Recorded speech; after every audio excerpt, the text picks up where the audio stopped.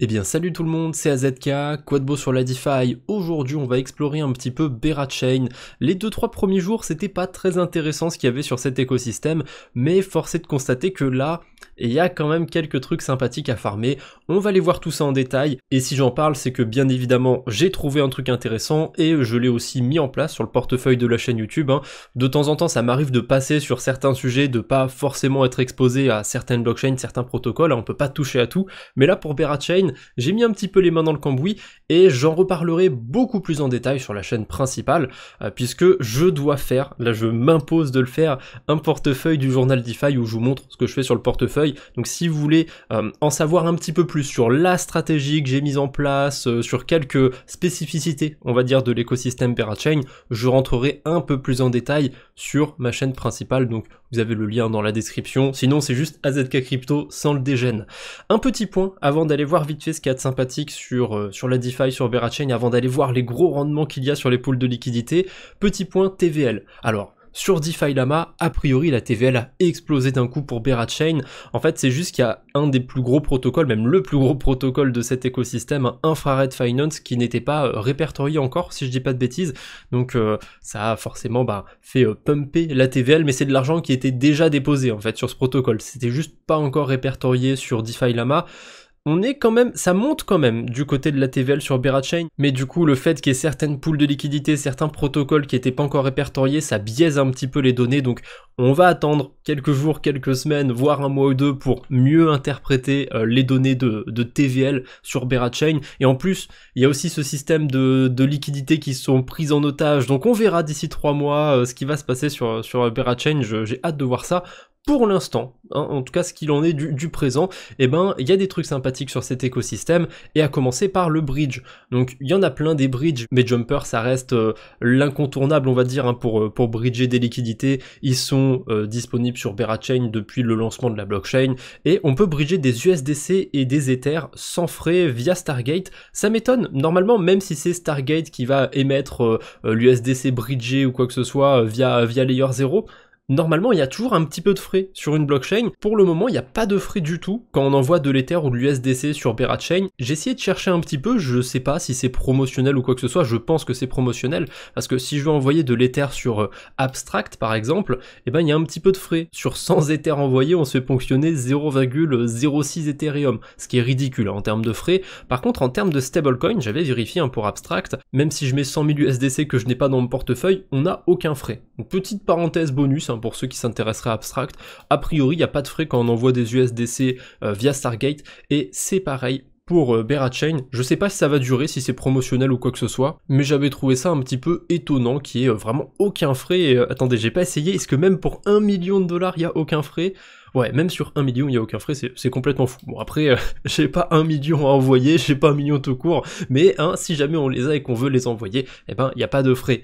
Bref, on commence enfin à voir ce qu'il y a de sympathique sur la DeFi, sur Berachain, et on commence par le hub principal de Berachain, BeraHub, ça porte bien son nom. Donc si je dis pas de bêtises, c'est le protocole qui donne un petit peu ses lettres de noblesse au Proof of Liquidity de Berachain. Donc on peut déposer dans certaines pools de liquidité, et on voit qu'en ce moment il y en a qui sont incentivées. Elles vont recevoir des tokens BGT, donc des tokens de gouvernance, qu'on peut venir échanger à n'importe quel moment en 1 pour 1 contre des tokens Bera. Donc ça revient plus ou moins à dire qu'on est payé en token Bera. Parce que le token BGT, vous pouvez aller voir sur l'onglet swap, vous pouvez pas l'échanger, c'est vraiment que un token de gouvernance, et il me semble qu'on peut booster un petit peu les rendements des validateurs avec le BGT. Je connais pas parfaitement l'écosystème Berachain, m'en voulez pas si je dis des bêtises. En tout cas, en termes de farmer, je peux venir farmer les tokens BGT, les échanger en 1 pour 1 contre des Bera, et ensuite je peux venir les dumper, les redéposer sur d'autres protocoles, je fais ce que je veux.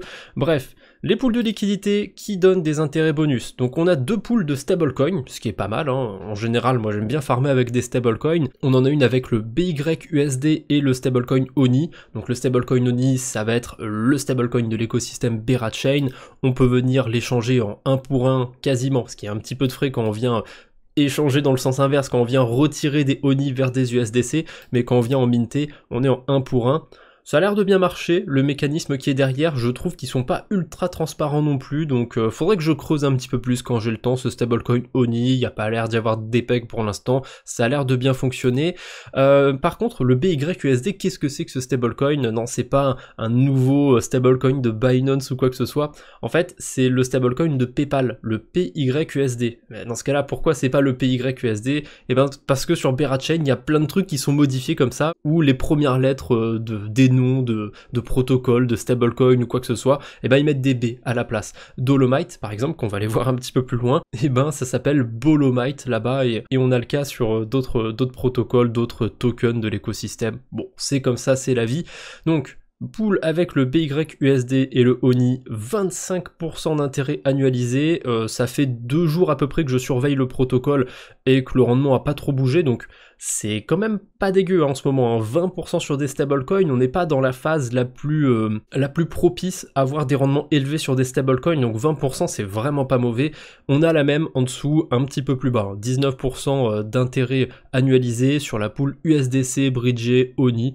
Pareil, encore une pool de stablecoin, ça marche plutôt bien. En dessous, on rentre dans les pools avec le token Bera. Et il y en a une qui m'a particulièrement intéressé parce que j'avais de l'Ether dans mon portefeuille, je m'attardais un petit peu après, mais d'abord un petit tour. Les 3 pools avec le token Bera, c'est les suivantes. On a Bera Oni, Bera Ethereum et Bera Bitcoin. Et globalement, ces 3 pools de liquidité donnent autour de 100% d'intérêt annualisé. Donc c'est des rendements qui sont sexy. Le token Bera, il n'est pas si volatile que ça, certes il a été listé à 15$ et il est tombé autour de 5-6$, mais depuis qu'il est autour de 5-6$, bah pour l'instant il bouge pas trop, donc ça peut être un token intéressant pour aller farmer, mais j'ai pas envie particulièrement d'être exposé au token Bera, je suis pas fan du token, donc comment je peux faire pour farmer ces pools de liquidité en ayant que de l'Ether, ou en ayant que du BTC, ou en ayant que des stablecoins? Eh bien, si vous étiez attentif, au début de cette vidéo, je vous ai montré un screenshot où je vous montre que j'ai des liquidités sur Dolomite, donc j'ai de l'Ether de déposer, j'emprunte des tokens Bera, et je redépose ensuite les tokens Bera que j'ai empruntés, plus des Ethers que je n'ai pas déposés sur Dolomite, pour les déposer dans la pool de liquidité.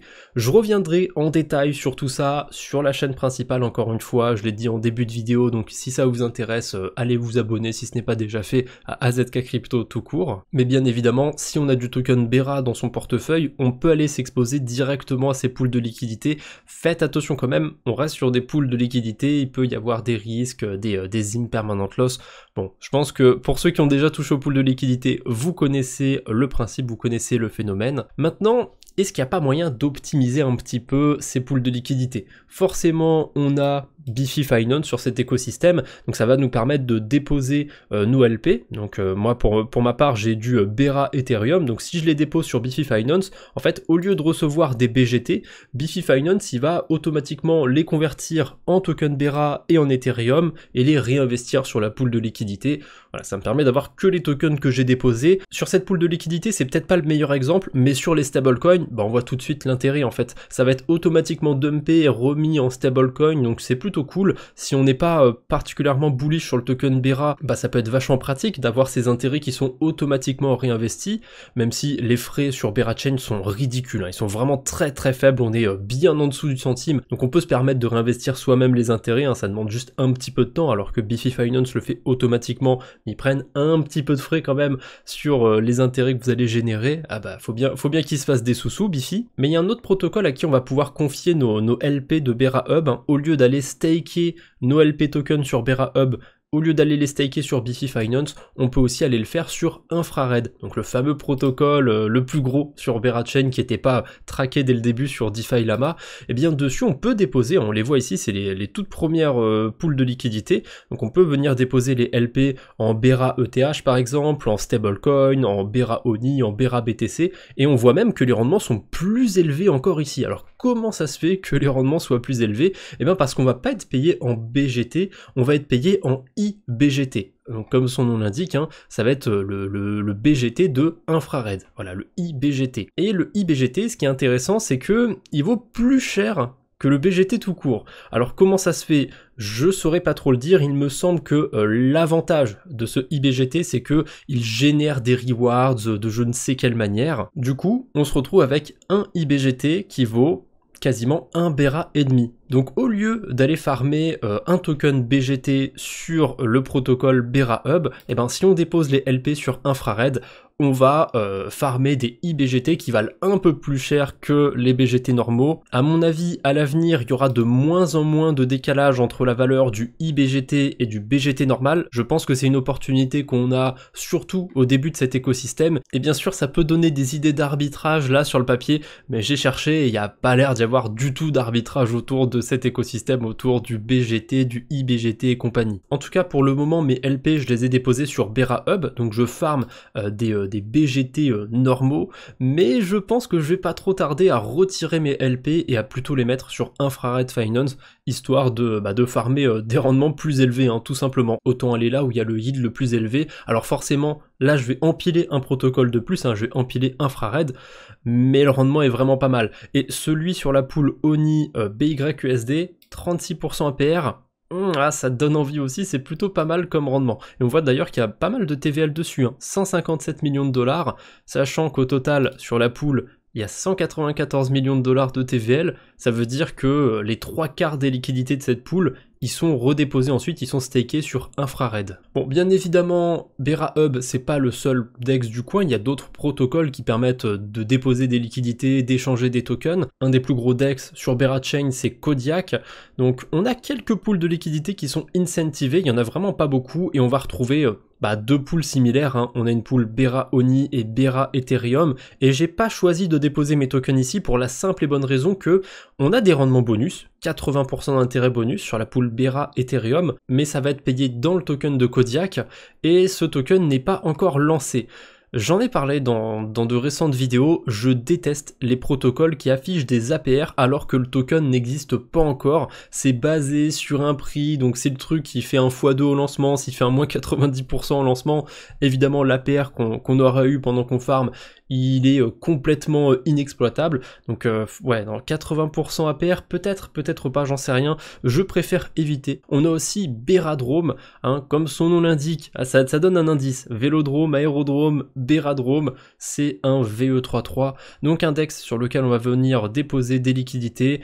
On a une pool de stablecoin avec l'USDC et le ONI qui donne 26% d'intérêt. On est payé évidemment dans le token du protocole. Par contre, il y a une petite particularité sur ces récompenses, c'est qu'on est payé pas en token Bero directement, on est payé en Obero. C'est un token d'option et globalement, si je veux venir échanger mes tokens Bero contre quelque chose, eh ben soit je vais venir les vendre directement, je vais venir les dumper, sauf qu'il n'y a pas tant de liquidité que ça, soit je vais devoir les convertir contre des tokens Bero tout court, mais comme c'est un token d'option, il va falloir que je paye en quelque sorte pour récupérer mes tokens. Donc admettons que j'ai farmé 50 tokens Bero, et ben je vais devoir brûler, en quelque sorte donner 50 ONI, 50 dollars au protocole pour récupérer des tokens Bero normaux. Donc je vais perdre entre guillemets 50 dollars pour récupérer 128 dollars, donc ça reste quand même rentable hein, dans l'opération évidemment. En théorie, le token Bero il n'est pas censé descendre en dessous des 1 dollar grâce à ce mécanisme d'option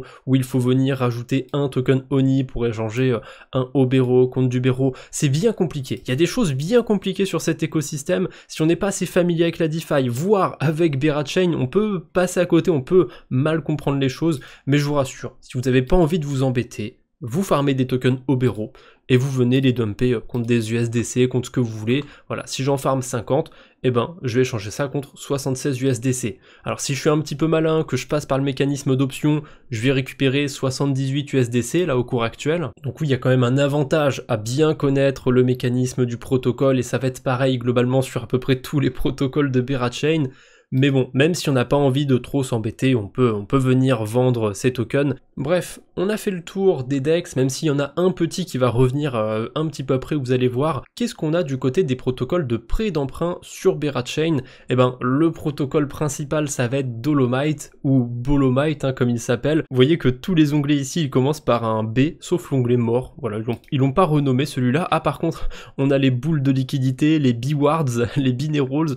Voilà, c'est le délire de Bera Chain, ils mettent des B partout. Bref, c'est sur ce protocole que j'ai été pour emprunter des tokens Bera. Faites attention quand même, actuellement ça coûte assez cher d'emprunter des tokens Bera. Donc on va aller dans l'onglet Boro pour aller voir ça. Donc le token Bera il est ici, ça coûte 40% d'intérêt annualisé à emprunter, ça pique un peu quand même. Heureusement, hein, la pool de liquidité sur laquelle je suis, elle me donne 100% d'intérêt annualisé quasiment. Et si jamais je passe sur Infrared, je serai même à 130% annualisé. Mais ouais, faites attention, il y a beaucoup de demandes sur le token Bera, le rendement est quand même plutôt élevé.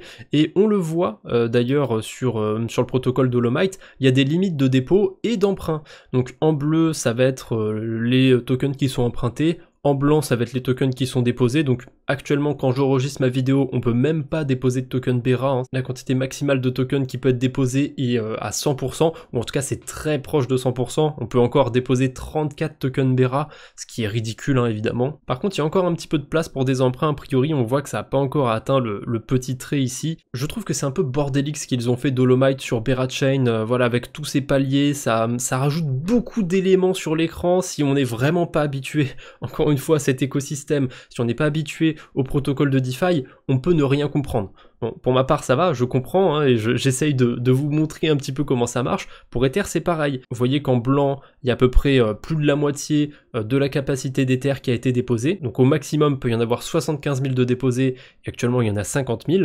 Et au maximum, il peut y avoir 25 000 Ether empruntés, et actuellement il y en a 2400 d'empruntés. Bon, sur Dolomite, il n'y a pas grand chose à faire pour être honnête, à part emprunter des Bera pour aller faire certaines stratégies à base de prêts d'emprunt. Eh ben on va essentiellement pouvoir déposer pour accumuler des points. Il y en a pas mal qui le font, c'est pour ça qu'on a du Solv BTC de déposer, on a du LBTC de Lombard et tout plein d'autres tokens. De toute façon, tout est plafonné de partout quasiment. Ce qu'on peut déposer, ça va être du stablecoin ou de l'Ether, mais les rendements sont proches de zéro. Par contre, si jamais on veut emprunter par-dessus du WBTC, par-dessus de l'Ether, voire même par-dessus de l'Ether staké, on peut encore en déposer ici, et ben on peut emprunter des stablecoins avec des taux proches de 0%. Je vais revenir sur l'onglet Boro, actuellement ça coûte 2% d'emprunter de l'USDC, donc j'avais dit proche de 0, bon, j'abuse, l'USDC on a 2%, par contre l'USDE 0,2%, l'USDT 1,25%. On a des taux qui sont extrêmement faibles sur Bera Chain, donc typiquement, où est-ce que je veux en venir? Admettons qu'on ait de l'Ether dans son portefeuille ou du BTC, on peut faire la stratégie que j'ai montrée, emprunter des tokens Bera, mais on peut aussi éventuellement emprunter des stablecoins pour aller soit les déposer sur des pools de stablecoins, soit aller en faire ce qu'on veut. Hein.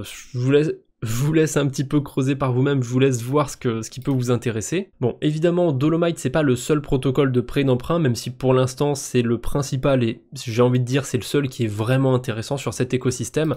On a quand même un protocole qui s'appelle Bera Boro. Bera Boro, c'est exactement comme Bucket pour ceux qui connaissent ce protocole sur la blockchain Sui, c'est-à-dire qu'on va pouvoir utiliser certains collatéraux plus ou moins dégènes. On retrouve le IBGT qu'on a vu au début de cette vidéo, on voit le token Bera évidemment. On a aussi le token ONI et même une pool de liquidité avec le ONI et l'USDC. Et globalement, ce qu'on peut faire, c'est qu'on va pouvoir emprunter un stablecoin en mettant en collatéral plus d'argent que ce qu'on va emprunter. C'est le même principe hein, que sur Dolomite, sur AV ou quoi que ce soit, sauf que là on peut juste emprunter le stablecoin du protocole qui s'appelle Nectar.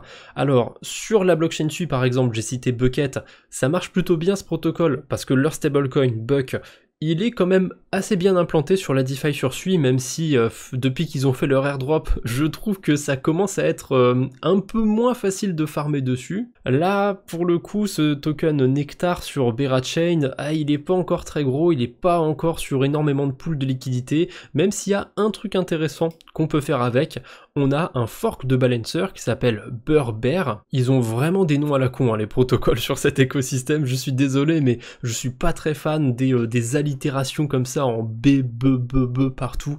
Bref, on a une seule pool de liquidité sur ce fork de balancer, hein, c'est bien trouvé.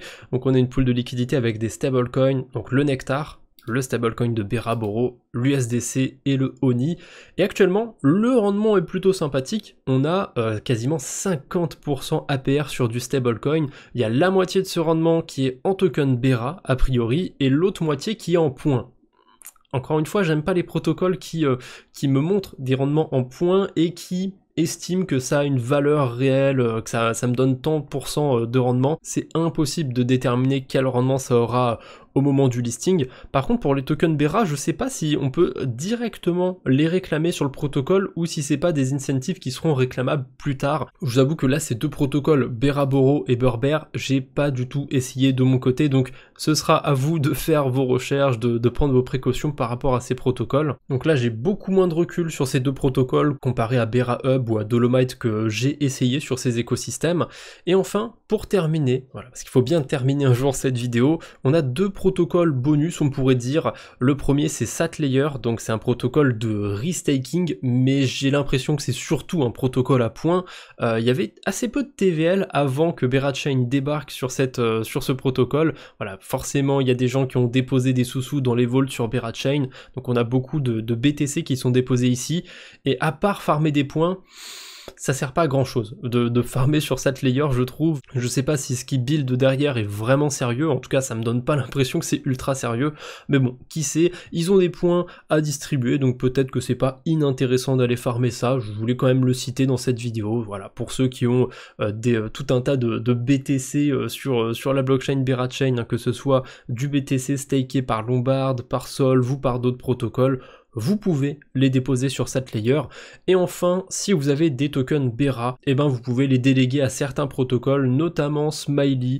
Alors, est-ce qu'il y a un intérêt particulier d'aller staker vos tokens Bera ici ?